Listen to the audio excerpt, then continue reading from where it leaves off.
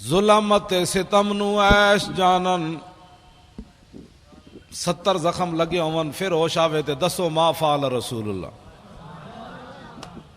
ایک وہ تھے جو راستے میں سے واپس چلے گئے حضور کو چھوڑ کر کیونکہ میدان احد میں حالات بڑے خراب تھے, اور ایک وہ تھے جو 70 زخم کھانے کے بعد ہاتھ شل ہونے کے بعد ہوش آیا تو ایک ہی سوال تھا ما فعل رسول.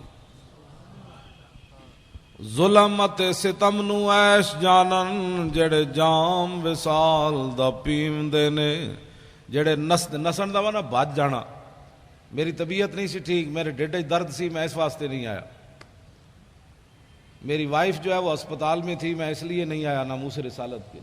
صحابہ دیاں تو وائف ہیں ایسا نہیں کوئی نہیں, صحابہ دیاں زنانیاں تو ایسا نہیں کوئی نہیں, پتر بھی انہوں نے کوئی نہیں سن, ان کا وطن بھی کوئی نہیں تھا, ان کے جسم بھی لوہے کے بنے ہوئے تھے, ان کو تلواریں بھی اثر نہیں کرتی تھیں, ان کو سورج بھی ان پر نہیں چڑھتا تھا, سورج غروب بھی ان پر نہیں ہوتا تھا, ان کے رشتہ دار بھی کوئی نہیں تھے.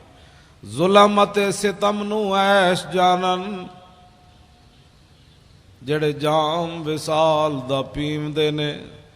حضرت سعد بن معاذ کی امی جان میدان احد میں جب آ رہی تھی تو حضرت سعد حضور کا گھوڑا پکڑ کر واپس چلے جا رہے تھے. میرے آقا و مولا نے پوچھا یہ کون ہے؟ حضرت سعد نے کہا یہ میری امی جان ہے. تو میرے آقا نے فرمایا روکیے گھوڑا, آپ کے بھائی چونکہ شہید ہو گئے میدان احد میں تو میں ان سے تعزیت کروں. زنانیاں تے صرف ساڑیاں ہی ہیں جنہوں نے بڑا درد ہے, مولی خادم گھروں نکلیا تو پھر میرے بچوں کا کیا بنے. صحابہ دیاں ماواں نو کوئی درد نہیں سی ہوندا, انہاں دی اولادوں نو بھی کوئی نہیں سی درد ہوندا. میں آپ سے یہی بات کرنی ہے.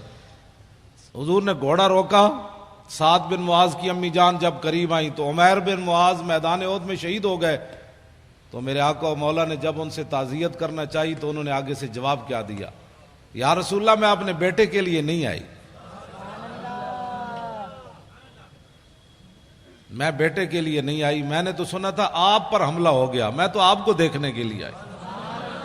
ظلمت ستم نو ایش جانن, بیٹے کی لاش پڑی ہو اور ماں کو آنسو بھی نہ آئے اور ماں تعزیت بھی قبول نہ کرے. ظلمت ستم نو ایش جانن. حضرت ام عامر میدان احد کی طرف آ رہی ہیں, صحابہ نے کہا آپ کے ابا جی شہید ہو گئے, فرمایا پیچھے ہٹو حضور دکھاؤ. پتہ نہیں آج کی عورتوں کے دل نازک کیسے ہو گئے. فرمایا حضور تو سلامت ہے. پھر آگے آئیں, صحابہ نے کہا کہ آپ کے تو شوہر بھی شہید ہو گئے, فرمایا پیچھے ہٹو حضور دکھاؤ. پھر آگے آئیں, صحابہ نے کہا آپ کا تو بیٹا بھی شہید ہو گیا, فرمایا پیچھے ہٹو حضور دکھاؤ. ما فعل رسول اللہ, حضور کا بتاؤ. آگے آئیں, پھر کہا کہ آپ کا تو بھائی بھی شہید ہو گیا. ظلمت ستم نو ایش جانن جڑے جام وصال دا پیوندے نے. ظلم ستم جو مرضی ہو جائے, جب رسول اللہ کو دیکھا تو فاخذت بناحیت ثوبہ فقالت لا ابالی اذا سلمت من عتبہ. حضور مجھے راستے میں پتہ چل چکا, میرے چاروں رشتے چلے گئے, لیکن آپ جو موجود ہیں کل مصیبت بعدک جلل. ظلمت ستم نو ایش جانن جڑے جام وصال دا پیوندے نے.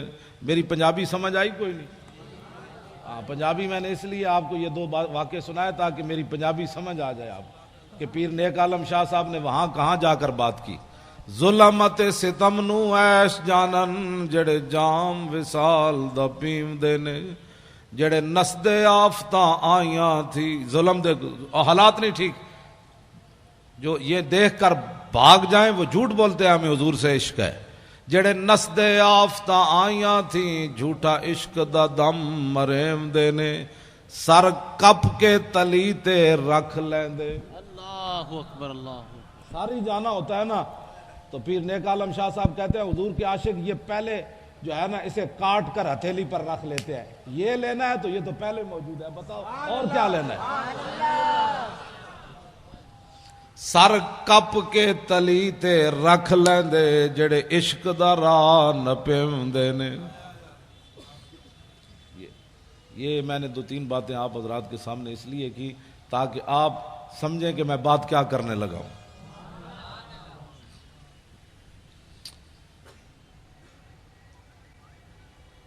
حجۃ الوداع کے موقع پر ہمارے آقا و مولا کے ساتھ 1,24,000 صحابہ موجود تھے۔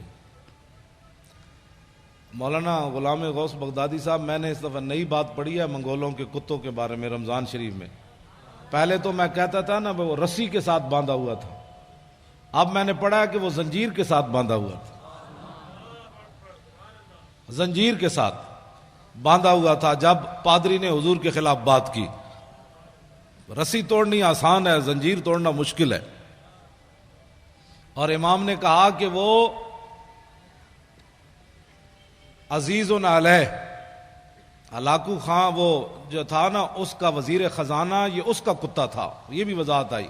اور عزیز علیہ اس کا وہ محبوب بھی بڑا تھا، اس نے ظاہر ہے جب زنجیر سے، وہ بھی سونے کی زنجیر، ہاں سونے کی زنجیر کے ساتھ، امام نے لکھا کہ سونے کی زنجیر کے ساتھ اس نے کتا، محبوب جو اتنا تھا۔ اب آپ سوچ سکتے ہیں وہ کتا کتنا عزیز علیہ، وہ کتنا محبوب تھا جس کے گلے میں سونا ڈالا ہوا تھا، لیکن اتنا محبوب ہونے کے باوجود منگولوں کی روٹی کھائی، منگولوں کا سونا گلے میں ڈالا تھا۔ جب حضور کے خلاف بات ہو گئی، نہ اس نے سونا دیکھا کہ یہ پتہ نہیں سونا دوبارہ ملے گا کہ نہیں، میں ان کے مہمانوں کو پڑھنے لگا ہوں، یہ دیکھتا ہے۔ اب میں نے کہا لاکھوں سلام ہو کتے تیرے اوپر بھی، نہ تو نے سونا دیکھا، نہ تو نے حالات دیکھے، نہ تو نے اپنے محب کو دیکھا کہ یہ میرا کتنا محب ہے جو مجھے سونا، اب اس کو کھانا کیسے کھلاتا ہوگا جس کے گلے میں اس نے سونا ڈالا ہوا تھا۔ لیکن جب حضور کے خلاف بات ہو گئی تو فوسب القلب، کتا اچھل کھڑا ہوا، سونے کی زنجیر کو ایک طرف پھینکا، سنبھال کر اسے رکھو، میں جس محبوب کے لیے جا رہا ہوں تو سونا اپنا سنبھال لے، مجھے سونا نہیں چاہیے، میں کسی اور طرف جا رہا ہوں۔ ہاں ہم اور طرف جاتے ہیں، تو اور طرف جا، یہ سونا سنبھال، میں کسی اور طرف جانے لگا ہوں۔ سونا اس کے سپرد کیا اور چھلانگ لگا کر پادری جو حضور کے خلاف بات کر رہا تھا اسے خشم، اس کے منہ پر تھپڑ مارا، فرمایا ہوش کر، میں کتا ہو کر بھی نہ سونے کو دیکھا، نہ حالات کو دیکھا، نہ مجمع کو دیکھا، جانتا ہے میں جن پر پہرا دے رہا ہوں وہ کون ہے؟ وہ محمد عربی ہیں جن کے صدقے مجھے بھی وجود ملا۔ نعرہ تکبیر، نعرہ رسالت، لبیک لبیک لبیک یا رسول اللہ، لبیک لبیک لبیک یا رسول اللہ، لبیک لبیک لبیک یا رسول اللہ۔ توجہ، جا کر اس کو تھپڑ مار دیا، کہا کہ تو حضور کے خلاف بات کرتا ہے، اور فتویٰ بھی کسی سے نہیں پوچھا، مشورہ بھی نہیں کیا، میٹنگ بھی نہیں کی، پہلے میٹنگ بھی پہلے نہیں کی، دعوت بھی نہیں دی، اور یہ بھی بلایا بھی نہیں، تو وہ تو باندھا ہوا تھا وہ سونے کے ساتھ، جو سونا جس کے گلے میں تھا وہ کھاتا کیا ہوگا؟ دودھ کھاتا ہوگا، مکھن، دودھ پیتا ہوگا، مکھن کھاتا ہوگا اور شہد کھاتا ہوگا، ظاہر ہے وہ ہلاکو خان کے وزیر کا کتا تھا، تو وہ کیسا وہ اس نے، لیکن اس نے جا کر تھپڑ مار دیا۔ اس نے کہا تو جانتا ہے، مجھے پتا ہے، میں کتا ہو کر بھی میں جب جان گیا تو کن کے خلاف بات کر رہا ہے۔ کتے کو بھی سمجھ آ گئی گستاخی کیا ہوتی ہے۔ کلمہ پڑھنے کے بعد علماء سے پوچھے یہ کیسے ہو گیا، گستاخی کیا ہوتی ہے؟ میں نے کہا کتے نے کسی سے فتویٰ پوچھا؟ تو کلمہ پڑھنے کے بعد تجھے پتہ نہیں ہے کہ حضور کی عزت کا مسئلہ کتنا حساس ہے؟ تو فتوے پوچھتا ہے لوگوں سے؟ کتے کو سمجھ آ گئی، تجھے 5 سال سمجھ نہیں آئی کہ حضور کی عزت کے قانون کو اس نے کالا کہا؟ یہ بات میں اس لیے کر رہا ہوں کہ ہر مسئلے میں جس طرح مولانا نے فرمایا کہ ہر بندے کو غصہ آتا ہے، اپنی ذات کے لیے آتا ہے، لیکن جب حضور کی بات آئے تو کہتے ہیں مولانا امن سے بات کرو، مولانا امن سے بات کرو۔ میں نے کہا اپنی ذات کا مسئلہ آیا، تجھے امن بھی بھول گیا، تمہیں شرافت بھی بھول گئی، تمہیں سنجیدگی بھی بھول گئی، تمہیں جناب متانت بھی بھول گئی، تمہیں ملکی قانون بھی بھول گیا، تمہیں رشتہ داری بھی بھول گئی۔ جب اپنی ذات کا مسئلہ آئے تو اتنا حساس ہے، تو جہاں ساری کائنات جو ہے وہ ختم ہو جاتی ہے وہاں تو فتوے پوچھتا ہے، اور وہاں تو کہتا ہے مولانا اتنی سخت بات نہیں ہونی چاہیے، تو بتا نا پھر کیا ہونا چاہیے، تو بتا پھر کیا ہونا چاہیے۔ توجہ، میں بات اگلی کرنے لگا ہوں، بولی نہیں بدلتی، ہاں بولی نہیں بدلتی۔ فاروق اعظم منافق نو ہی ماریا تے عمیر بن واب جدو صفوان بن امیہ نہ معاہدہ کیتا کہ میرا پتر کہہ دے، تے میں سنیا نبی علیہ الصلوۃ والسلام مدینہ منورہ میں حضور گلیوں میں خود تشریف لے جاتے ہیں، ساتھ محافظ کوئی نہیں ہوتا، تو میں اپنے بیٹے کے بہانے مدینہ منورہ جاتا ہوں، تو نے میرا قرض بھی ادا کرنا ہے، میرے بچوں کا خیال کرنا ہے، میں نعوذ باللہ جا کر حضور پر حملہ کر دوں گا۔ تو عمیر بن واب جب مدینہ منورہ میں اترا اپنی سواری سے، اس کے گلے میں تلوار تھی۔ فاروق اعظم باہر کھڑے تھے مسجد نبوی شریف کے، اور نبی علیہ السلام اندر جلوہ گر تھے۔ صحابہ بدر کا ہی ذکر کر رہے تھے، اتنی دیر میں حضرت عمر نے عمیر بن واب کو دیکھا، بعد میں یہ مسلمان ہو گئے۔ تو حضرت عمر نے دیکھ کر کیا فرمایا؟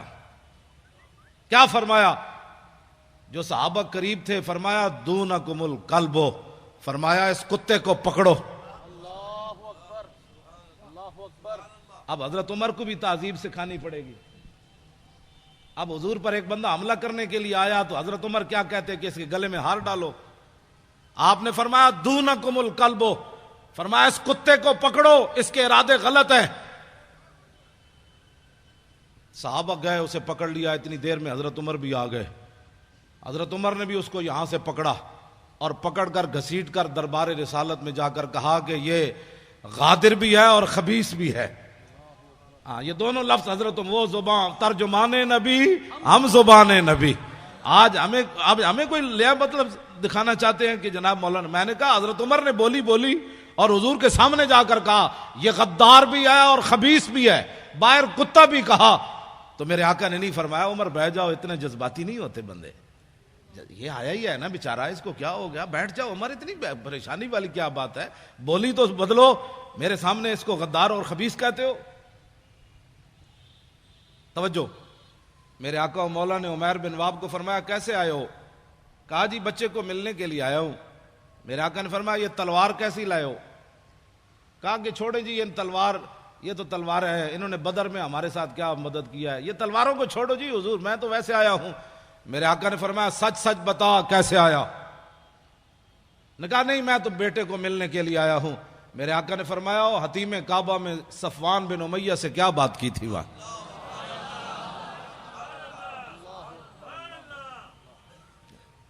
اسی وقت عمیر بن واب کہنے لگے اشہد انک رسول اللہ وانک صادق، میں گواہی دیتا ہوں آپ اللہ کے رسول ہیں، میں گواہی دیتا ہوں۔ اس سے پہلے اب ذرا حضرت عمر کی بولی سنیں۔ ہماری محبت اور دشمنی کا معیار یہی ہے جو ترجمان نبی ہم زبان نبی۔ کتاب المغازی میں علامہ واقدی نے لکھا، فرمایا حضرت عمر فرمانے لگے کہ انہو، یہ شخص ایسا تھا کہ لخنزیر احب الیہ، جب کلمہ انہوں نے پڑھ لیا نا تو حضرت عمر فرمان لگے یہ عمیر بن واب جب تلوار لے کر حضور کی طرف آ رہا تھا میرے نزدیک خنزیر اس سے اچھا تھا۔ لخنزیر، بتاؤ جی اب حضرت عمر گستاخ رسول کو کیا کہہ رہے؟ بھائی یہ خنزیر بھی نہیں بنتا۔ میں نے سوچتا تھا کہ میں کہتا تو ہوں کہ گستاخ رسول جو ہے اس کو خنزیر کہنا بھی خنزیر کی توہین ہے، لیکن میرے پاس کوئی دلیل نہیں تھی، لیکن جب سے میں نے یہ پڑھا تو سمجھ آ گئی، یہاں سمجھ آ گئی کہ ہاں یہ فاروق اعظم نے فرمایا ترجمان نبی ہم زبان نبی، جان شان عدالت پہ لاکھوں سلام۔ اور حق جو ہے وہ عمر کی زبان پر جاری ہے، حق عمر کی زبان پر جاری ہے۔ تو اس کا مطلب یہ ہے کہ احب الیہ، فرمایا لخنزیر احب الیہ، فرمایا جب یہ آیا تھا نا حضور پر حملہ کرنے کے لیے اس وقت یہ میرے نزدیک خنزیر سے بھی، خنزیر میرے نزدیک محبوب تھا اس سے، یعنی میں خنزیر کو اس سے اچھا سمجھتا تھا، لیکن اب جب اس نے حضور کا کلمہ پڑھ لیا اب یہ مجھے اپنی اولاد سے بھی زیادہ محبوب ہو گیا۔ سمجھے کو محبت اور دشمنی کا معیار، یہ فاروق اعظم کا فرمان ہے۔ اس میں کوئی بندہ اپنی رائے دے سکتا ہے کہ جناب ایسے نہیں تو ایسے نہیں تو ایسے نہیں، یہ فاروق اعظم کی بات ہے۔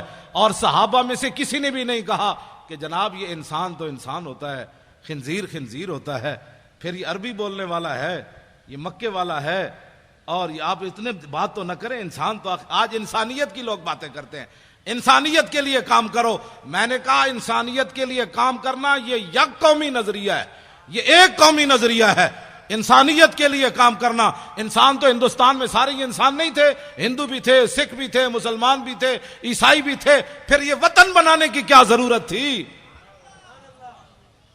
آج تم اس کو سلوٹ مارتے ہو جو یک قومی نظریے کا حامل تھا، اور ہمارے ان علماء کو کہتے ہو تم انتہا پسندی کی باتیں کرتے ہو۔ ذلیل کے بچوں، وہاں ہندو بھی تھے، سکھ بھی تھے، انسانیت کے لیے کام ہو رہا تھا، تو ہمارے بزرگوں نے کہا کہ نہیں نہیں نہیں، قومیں دنیا میں دو رہتی ہیں، ایک کافر اور ایک مسلمان، تو ہمیں ایک علیحدہ وطن چاہیے جس میں مسلمان رہ کر حضور کے دین پر عمل کرے. بس یہ پاکستان یک قومی نظریے کی بنیاد پر بنا، یہ دو قومی نظریے کی بنیاد. پاکستان کا مطلب کیا؟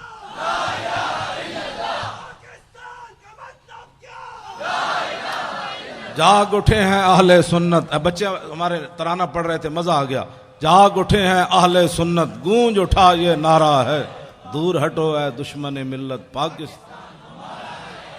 نعیم الدین امیر ملت بوالحسنات کو یاد کرو، سنی بنارس کانفرنس کی قدر و قیمت کا احساس کرو. ہندو فرنگی کانگریسی ملا سکھ کو کس نے مارا ہے، دور ہٹو اے دشمن ملت پاکستان ہمارا ہے. سارے بولو، اللہ دے بندے ہو، سارے بولو. اولیاء کا ہے فیضان، اولیاء کا ہے فیضان، اولیاء کا ہے فیضان، اہل سنت کا ہے فیضان. پاکستان کا مطلب کیا؟ قانون ریاست کیا ہوگا؟ آپ کو پریشانی ہو رہی ہے. اقبال یہی اسی لیے بولا تھا، اس دور میں میں اور ہے جام اور ہے جم اور، مسلم نے بھی تعمیر کیا اپنا حرم اور، تعذیب کے آذر نے ترشوائے صنم اور ساکی نے بنا کی روش لطف و ستم اور، گفتار سیاست میں وطن اور ہی کچھ ہے، اور ارشاد نبوت میں وطن اور ہی کچھ ہے. آپ جو پاکستان حقیقت میں آپ لوگوں کا ہے. آپ ایسے ڈر ڈر کے پاکستان کا بھی نام لے رہے ہیں. بھئی کیوں ڈر ڈر کے نام رہے؟